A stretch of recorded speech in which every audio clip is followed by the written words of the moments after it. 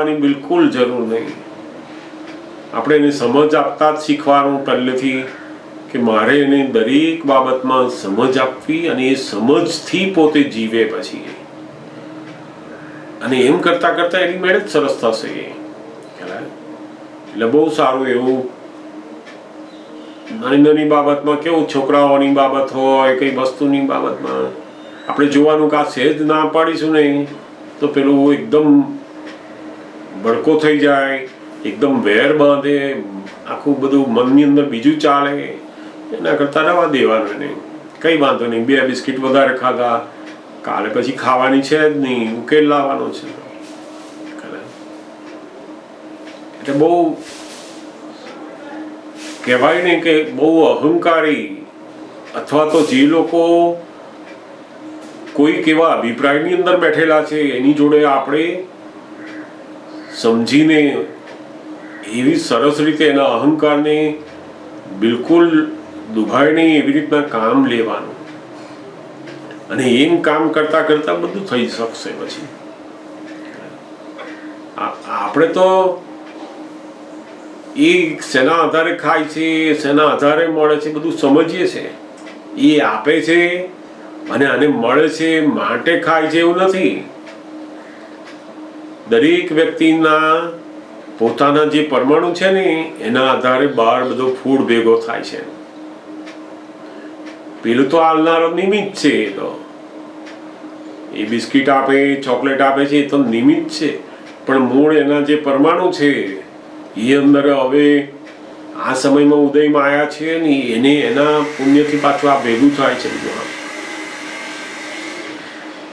એટલે એ વખતે આપણે એને સંભાવે નિકાલમાં 1 વાર 2 વાર જવા દેવાનું કે કઈ વાંધો નહીં, પછી કંઈક એવું આવે તો ધીમે ધીમે એને સમજાવી દેવાનું.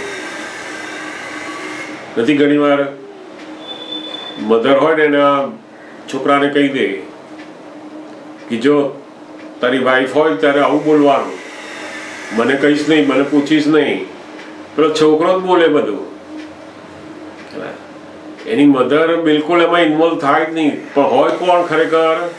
ડિસિઝન બધું હોય મધરનું, પણ બોલે કોણ? તો કે છોકરો બોલે. એટલે પેલી વાઈફ ને તેનો હસબન્ડ જ બોલતો હોય તો કશું પછી થાય નહીં નથી. એટલે આ બધી જીવન જીવવાની જુદી જુદી બોધ કળાઓ છે કે જ્યાં વેર વધે નહીં અને આપણે એનો સંભાવે નિકાલમાં ઉપયોગ કરી શકીએ. કોઈના અહમ દુભાય નહીં અને આપણે આપણું કામ પણ થાય જોડે જોડે. એ બધી બોધ કળાઓ જીવનની છે. એ ધીમે ધીમે ધીમે આપણી સમજણમાં આવતા આવતા એની મેળે સરસ થતું જશે. એટલે સારું, એ બહુ સુંદર વ્યવહાર છે. એવી રીતના જ ઘણી વાર શું છે કે આપણે એને ના ખાવામાં એટલું બધું કરીએ કે પેલા ઘરના લોકો કે આ મારું ખાવાનું આવે ત્યારે જ ના પાડે છે. બહાર તો બધું ખાતા હોય, ઘણી વાર એના ઘરે આપતા હોય અથવા કોઈક ગમતો માણસ એને આપે ને તો ના પાડે. તેને થાય ને કે ઓ અહીંયા તો બધું ખાવ છો તમે, હું આપું છું તારે ખવાતું નથી. એટલે ઉડતું એ આપણી જોડે શું કરે? વેર બાંધે. પછી અંદર મન એને દુઃખ થયું, અંદર અહમ નક્કી કરે હું આવું કરીશ, જોડે મારા ઘરનું લેતી નથી, હું જોઈશ. અંદર અંદર બધા વેર બંધાય છે. પોતાની પાસે જો સમજણ હોય ને તો એવું રાખે કે ભાઈ તમને અનુકૂળ આવે તે લો. સામાન્ય રીતે જે ડેવલપ વ્યક્તિઓ છે એ શું કરે તો કે બાળકોને આપતા પહેલા મા બાપને પૂછે છે કે તમારા બેબીને આપી શકાય, ખાશે, અને એ લે આ પાડે ને તો જ પેલી બેબીને બતાવે. કારણ કે એ લોકો આ બધી બાબતમાં પોતે ડેવલપ થયેલા છે. એટલા કારણ કે બાળકની આગળ તો ગમે તે તમે આપો હોય તો લઈ જ લેશે, એને તો ના મળ્યું હોય એ તો ખુશ થઈને લેશે, ખાશે, બધું કરશે. પણ એ બધું કોને ખબર પડે તો કે વ્યવહારની અંદર પણ જે લોકો બહુ જાગૃત ડેવલપ લોકો થયા છે એ લોકોને બધી સમજણ પડે પછી આ કે અહીં શું વ્યવહાર કરવો, અહીં શું ના વ્યવહાર કરવો. પણ આપણે તો અસંભાવે નિકાલમાં આવવાનું, એને કંઈ બોલવાની જરૂર નહીં છો. 2 વસ્તુ વધારે ખાધી એમણે. સરસ.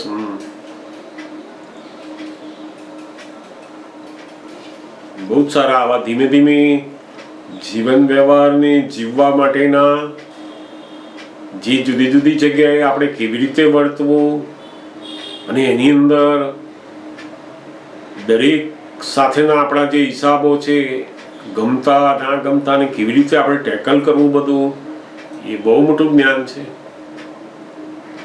સામાન્યપણે ધર્મોની અંદર આ બધી માયા છે અને આ બધું આપણે કંઈ જરૂર નથી, એનું બધું ત્યાગ કરો અને આ બધું ધ્યાન રાખવું નહીં, એ ત્યાગો ધર્મવાળું છે. જ્યારે દાદા ભગવાનનું, જ્ઞાની પુરુષોનું આખું જે અધ્યાત્મ છે કેવું છે તો કે વ્યવહાર જીવન સાથે. એટલે દરેક વ્યવહારના પ્રસંગોમાં પણ આપણને જ્ઞાનીની જે દ્રષ્ટિ છે જીવવાની એ પ્રાપ્ત થાય છે એમાં, અને તો જ સાચો ઉકેલ આવે છે એમાં. બહુ સરસ. બીજા કોઈને પણ કંઈક વાત પૂછવી જરૂર પૂછો.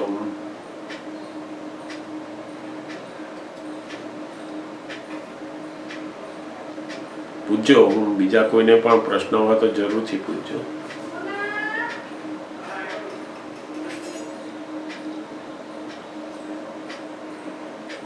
હા પૂછ. ભાવિશા પૂછ તું. ના હોય તો પૂછું એમ. મને લાગે છે કોઈનું છે નહીં લાગે છે. આપણે પ્રતિક્રમણ બુક વખતે આપણે વાત કરતા હતા ને, બ્રહ્મચર્ય રિલેટેડ વાત આવી હતી અંદર. તો મને બહુ એવી ભાવના અશોક કાકા થાય આમ કે આ વસ્તુ નહીં જોઈએ, અને એની અસર એવી થાય કે મને નહીં જોઈએ એવું મને થાય ને, એનાથી મને હું નહીં જોઈએ એવું થયા જ કરે છે. તો આપણે આપણા હસબન્ડને એની આમ સમજ આપી શકાય સામેથી કે આવું હોય, કાં તો મને થાય કે હું તમારી સાથે એને ડીપમાં સત્સંગ કરાવું, જેનાથી એને સમજ પડે કે આ વસ્તુ કેમ ના હોવી જોઈએ. અને એમને અંદરથી એવું હોય કે આ વસ્તુ હોય તો સારું એવું મને કોઈક વાર લાગે, અને મારા વર્તનથી એવું લાગે કે આને આવું નથી જોઈતું, તો એ વસ્તુ મને એવું લાગે કે ખોટી કહેવાય એમ આપણે. તો મારે એમાં શું કરવું જોઈએ? અને મારે અંકિત તો એવી વ્યક્તિ છે કે કદાચ એને સમજણ આપે તો એને અસર થાય પણ ને સમજ પણ પડે એવું છે. તો મારે મારા તરફથી પ્રયત્ન કરવો જોઈએ કે એને જ્યારે સામેથી સમજ પડશે એની રાહ જોવી જોઈએ એવું વિચાર. એટલે આપણે પહેલા તો આપણું પોતાનું બરાબર કરતું જવાનું. આમાં કેવું છે કે આપણા અંદર બધા વિષયના જે પરમાણુ હોય જેમ જેમ ખલાસ થતા જાય ને એમ બહારનું જે નિમિત્ત છે એ એવું જ મળે કે એ પણ પછી આપણને આ વિષય બાજુ લઈ જ ના જાય એવું નિમિત્ત થઈ જાય એની મેળે છે. આ તો આપણી સાથેના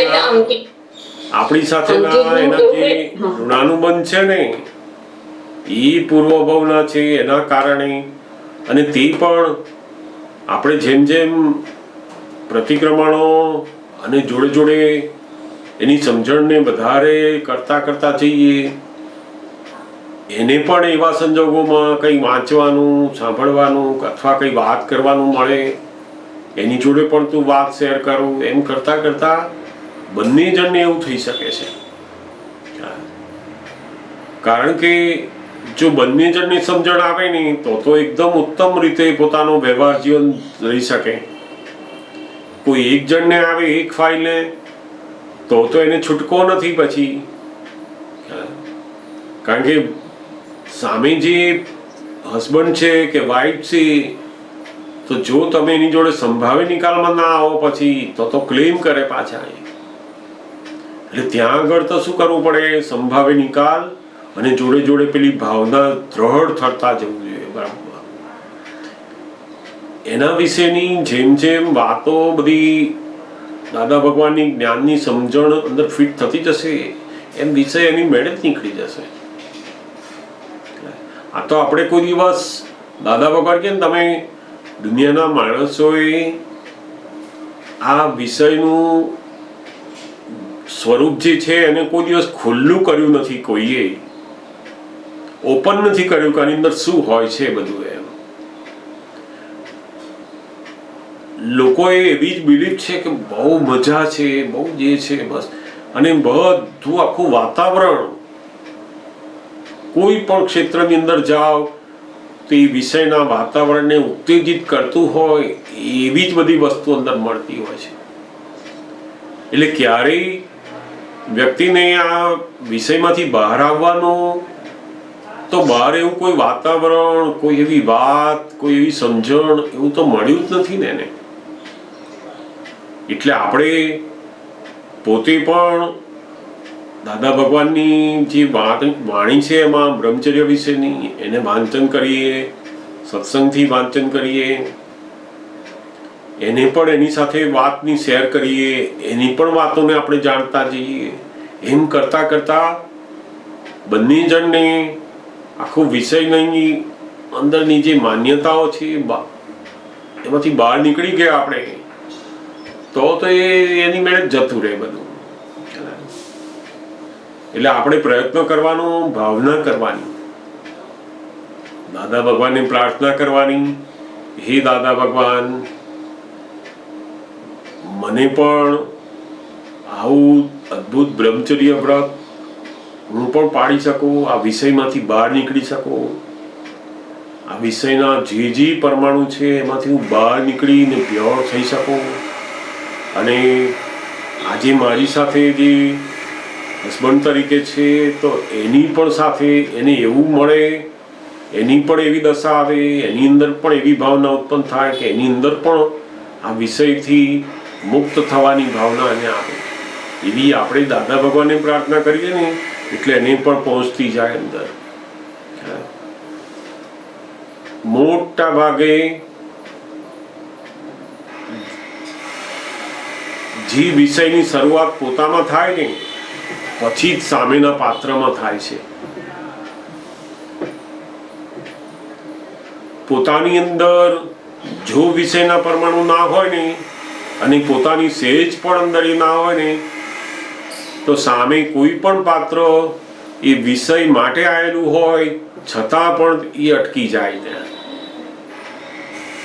કારણ કે એની અંદર ના જે પરમાણુ છે ને એનાથી વિરુદ્ધ પરમાણુ જુએ ને એટલે એને સેટિંગ થાય જ નહીં અંદર.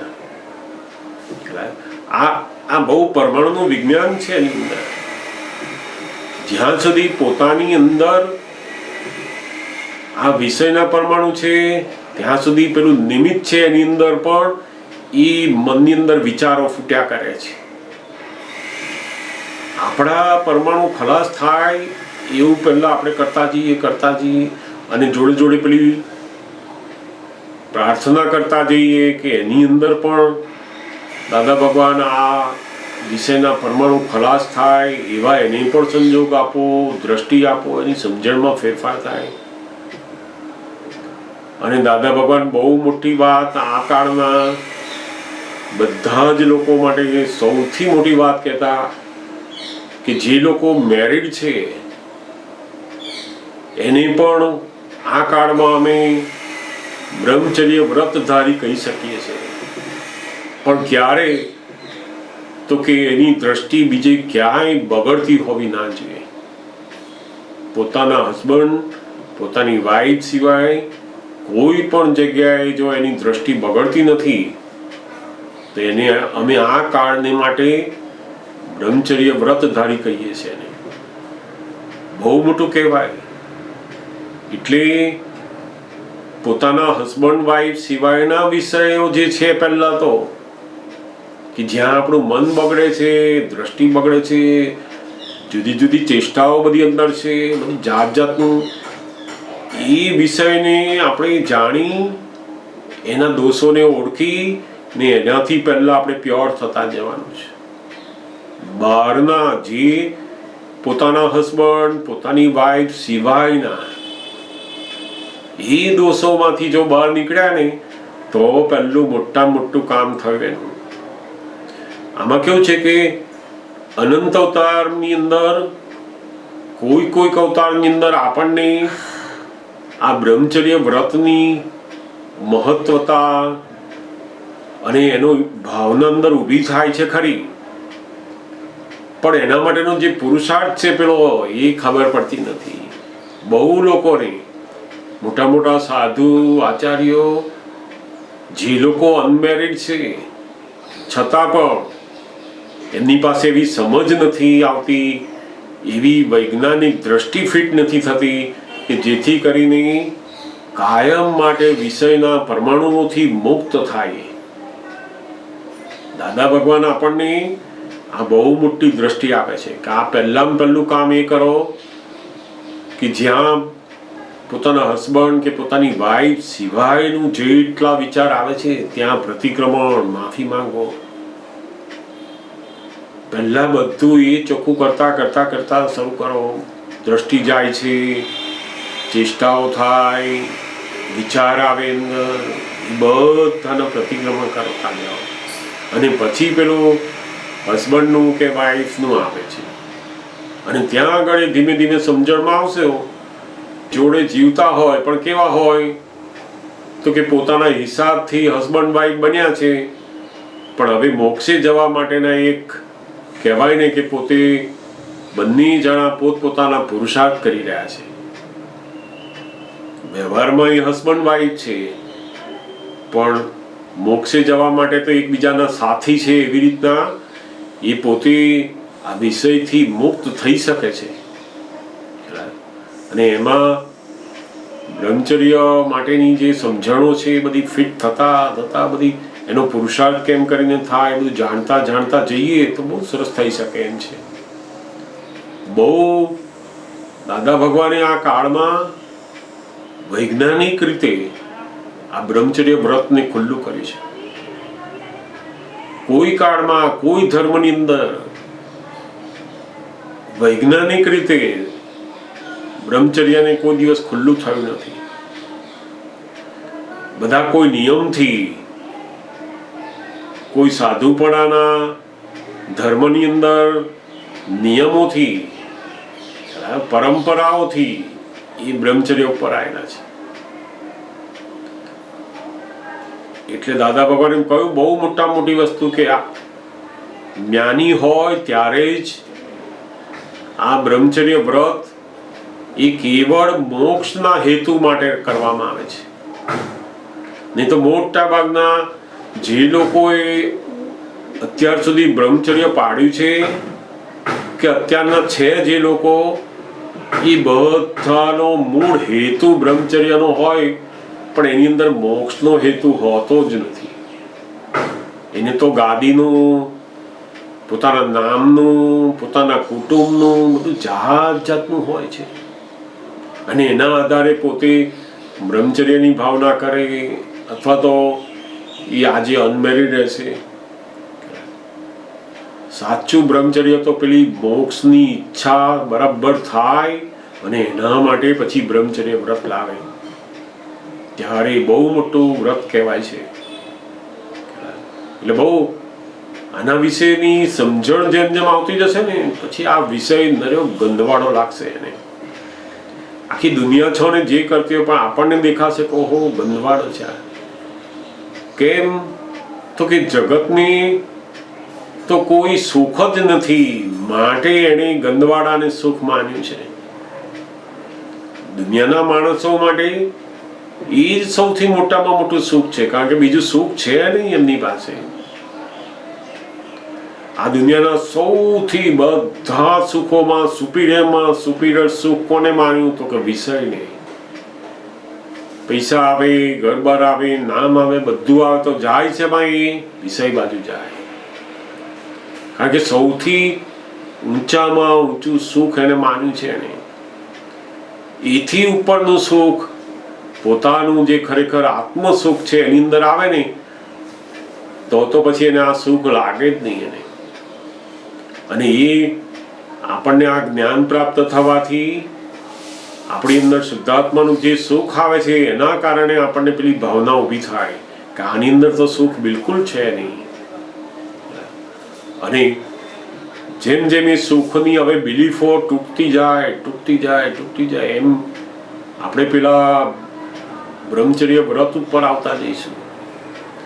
અને એ વ્રત કેવું છે તો કે નિરાલંબ સુખને અનુભવ કરાવનારું છે. નિરાલંબ સુખ. દાદા ભગવાન કહેતા ને, મહાત્માઓને પણ કહેતા કે આપતા પુત્રો અને તમારામાં ફેર શું રહે તો કે તમને એવું રહ્યા કરે કે આ સુખે સારું છે અને આ સુખે સારું છે, બે સુખ લાગ્યા કરે.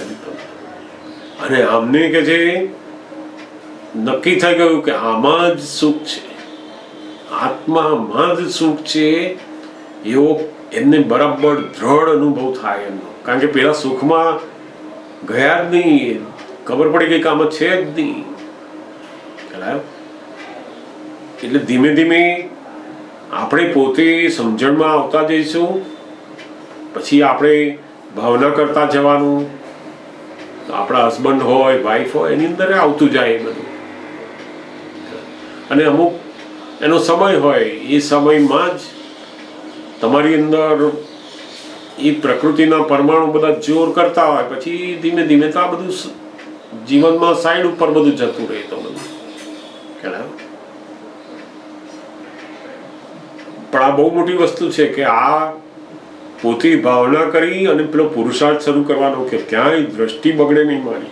બગડી જાય છે, પ્રતિક્રમણ કરીએ, ફરી પાછી દાદા પાસે શક્તિ માંગીએ કે મને આ જોઈએ જ નહીં, આ મને વિષય જોઈતા નથી હવે. અને તો પછી આપણે આ બ્રહ્મચર્યનું બધું પૂરું થતું જાય, આગળ હસબન્ડ જોડે આવતું જાય, અને પછી એની મેળે જ ઉદયમાં બધું આવતું જાય ધીમે ધીમે. સમજાય ને? પહેલા આ શરૂ કરવાનું કે જ્યાં આપણા હસબન્ડ વાઈફ સિવાય જ્યાં આપણું મન બગડે ત્યાં પ્રતિક્રમણ કરાવો. અને એ કરતા કરતા પછી પેલું આગળ બીજું આવતું જશે. પછી આપણે જો કે એવું રાખીશું, એવું કોઈક સંજોગોમાં આપણે એવા સત્સંગ અથવા એવી શિબિરનું એવું કરીશું કે જેથી કરીને યુવાનો, છોકરાઓ છોકરીઓ અથવા મેરિડ કપલ હોય એ લોકો પણ આ વિષય વિશે વાત કરીને બધું પૂછી શકે. અને એમાં પણ આપણે દાદા ભગવાનની જુદી જુદી વાતો, સમજણો આપણે લેતા જઈશું કે જેથી કરીને તમને બહુ જ ખબર પડે કે ઓહો, આજે આપણે મોટામાં મોટું 5 મહાવ્રતોમાં જે બ્રહ્મચર્ય વ્રતને મૂક્યું છે એનું શું મહત્વ છે. અને જ્ઞાન લીધા પછી તો જબરજસ્ત એ આપણને આ જ્ઞાનનો ઉઘાડ કરનારું, જ્ઞાનને ચારિત્રમાં લાવનારી વસ્તુ છે. ઘણા લોકો કેમ મને નથી ક્રોધ કરવો તોય થઈ જાય છે, નથી બોલવું તોય બોલાઈ જાય છે, કંટાળો આવી જાય છે. બરાબર, આ બધી સંસારની અંદર જેટલી શારીરિક, માનસિક, વાણીની બધી જે વીકનેસો છે ને, એ બધી વીકનેસોનું મૂળ શું છે કે અબ્રહ્મચર્ય. અબ્રહ્મચર્ય એ જ મોટામાં મોટી વીકનેસ છે. આજે કેટલાય માણસો ના શરીર ઉપરથી નૂર ખલાસ થઈ જાય. કેમ તો કે આખો જે શરીરનો એસ્ટ્રેક્ટ છે એ જ એને ભાન નથી. એને એટલે મફતમાં બધું ખોઈ નાખે છે. આખા શરીરનો એસ્ટ્રેક્ટ બધો એ નાખી દે છે, ખબર જ નથી એવું બધી વાતો. એટલે દાદા ભગવાને તો બહુ ધીમે ધીમે આપતા પુત્રોના નિમિત્તે યુવાન છોકરા છોકરીઓ અને જાણવું જોઈએ. એને મેરીડ લાઈફ કરે એનો વાંધો નથી, પણ અબ્રહ્મચર્ય એ શું છે એને સમજી લેવાની જરૂર છે. મેરીડ થવું, અનમેરીડ થવું એની જોડે જ્ઞાનીને કોઈ લેવા દેવા નથી. જ્યાં સુધી તમને અંદર એવો અભિપ્રાય છે કે વિષયમાં સુખ છે, ત્યાં સુધી તમે અનમેરીડ હોય છતાં પણ ભગવાન એને કહે છે કે તું વિષય વાળો જ છું. જોને અનમેરીડ હોય પણ એની બિલીફ શું છે તો કે સ્ત્રી વિષયમાં, પુરુષ વિષયમાં સુખ છે એવી માન્યતા અંદર પડી છે, એવી રુચિ અંદર પડી છે. માટે તું અબ્રહ્મચર્ય વાળો જ છું. અને જે મેરિડ છે પણ છતાં એની અંદર બિલકુલ વિષયનો એક પણ વિચાર નથી આવતો, તો ભગવાન કે છે એ યથાર્થ બ્રહ્મચારી છે. આ કરો જેમ દાદા ભગવાન પોતે મેરિડ છે એમના જીવનમાં, પણ એ સંપૂર્ણ બ્રહ્મચાર્ય છે. તો કે કહ્યું કે અમે મનથી ક્યારેય વિચાર સરખો નથી કર્યો અમે. એટલે કેટલી મોટી વસ્તુ કહેવાય. આ કાળમાં તો મોટા મોટા ત્યાગી, મોટા મોટા સાધુ લોકો હોય એની પણ મન બગડ્યા વગર રહે નહીં. એ તો આપણને કહે નહીં ખુલ્લું, કોણ વાસ્તવિકતા કહે એવી. પણ હકીકત એ જ છે કે આ કાળમાં પોતાના મનથી બ્રહ્મચર્ય વર્તવું એ મહા મુશ્કેલ છે. અને તો કોઈ એવા સમર્થ જ્ઞાનીની કૃપાથી એ એને વર્તે એવું છે. બાકી સામાન્ય માણસ કોઈ એવું રહી શકે નહીં મનથી. એટલે આપણે જોડે જોડે આવી થોડી શિબિર જેવું એવું 3 દિવસ 4 દિવસ એક જ વિષય ઉપર આપણે લેતા જઈશું, એવું પણ કરતા જઈશું. એટલે ઘણી બધી બાબતો ઘણા બધાને એવી જાણવા મળે. અને સરસ દાદા ભગવાનના તો બહુ સુંદર આ પુસ્તકો છે, શીલ દર્શક નામના, એ પણ વાંચવા જોઈએ. 2 મોટા પુસ્તકો છે શીલ દર્શકના. એક પીળા કલરનું છે અને બીજું એક કેસરી કલરનું છે. જે લોકો મેરિડ છે એને પેલું કેસરી કલરની અંદરના બધા વાંચન કરવા જેવું છે. એમાં મોટા ભાગના મહાત્માઓ જે કપલ છે, મેરિડ થયેલા છે, એમના માટેની વાત છે. અને પેલું યલો કલરનું જે પુસ્તક છે એ અનમેરિડ યુવાન છોકરા છોકરીઓ જે છે અને આપતપુત્રો હતા એમણે બધા પ્રશ્નો પૂછ્યા છે.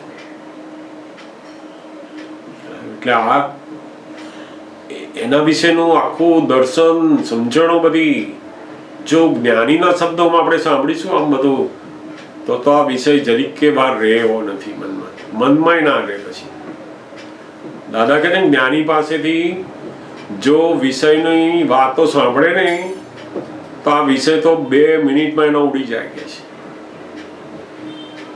કારણ કે જ્ઞાની એટલા બધા નિર્વિષય પુરુષ હોય છે કે એમની વાણીની સાંભળવાથી જ પેલાનો વિષય જતો રહે. એટલે બહુ એ વાંચન કોઈ નવરાશ પડે તો કરવા જેવું. અને આપણે જોઈશું સત્સંગમાં પણ લેતા જઈશું એને, સમજાવ ને. એટલે આપણે તો અત્યારે પેલું 2 વસ્તુ કરવાની કે બહાર જે દ્રષ્ટિ બગડે છે, વિચાર આવે છે, ત્યાં પ્રતિક્રમણ, દાદા ભગવાન પાસે પ્રાર્થના, અને નવરાશ મળે ત્યારે એનું વાંચન કરીએ, સત્સંગની અંદર સાંભળીએ. અને એના માટે આપણે પ્રાર્થના કરતું જવાનું એની અંદર બેઠેલા ભગવાનને કે એને પણ એવી સદબુદ્ધિ આપે, આપણા વાઈફ હોય, હસબન્ડ હોય, જે કોઈ હોય. કારણ કે આપણે એનું પણ ભલું ઈચ્છીએ, એનું પણ કલ્યાણ થાય એવી આપણે ભાવના કરીએ, એ પણ વિષયમાંથી બહાર નીકળીએ. અને બહુ મોટું કહેવાય ને કે સ્ત્રીની જે શક્તિ છે એને જ પોતે જો સવડા માર્ગ ઉપર વાપરે ને તો પોતાના પતિને પણ ભગવાન બનાવી શકે છે. પોતે થઈ શકે પણ એ પતિને પણ કરી શકે છે. અને જો ઊંધી શક્તિનું વાપરે તો એને શૈતાન પણ બનાવી શકે છે.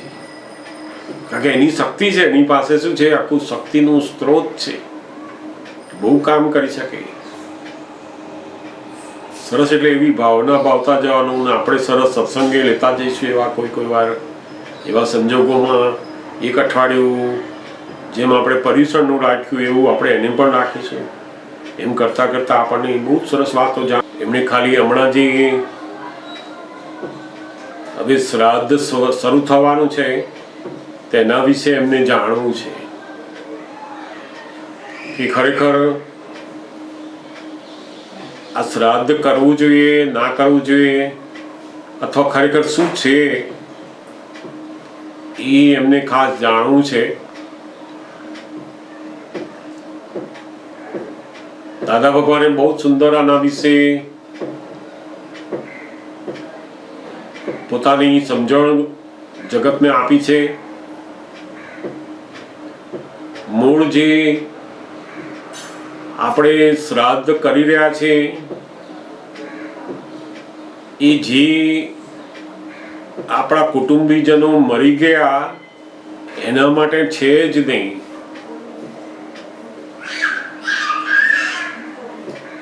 જીવતા હોય એને જ કામ લાગે. આપણે જે કોઈ પણ ગુજરી ગયા છે એના પછી જે કંઈ પણ કરીએ છીએ એ ખરેખર જીવતાને જ કામ લાગે છે. ગયેલાને તો કશું જ કામ લાગતું નથી. આજે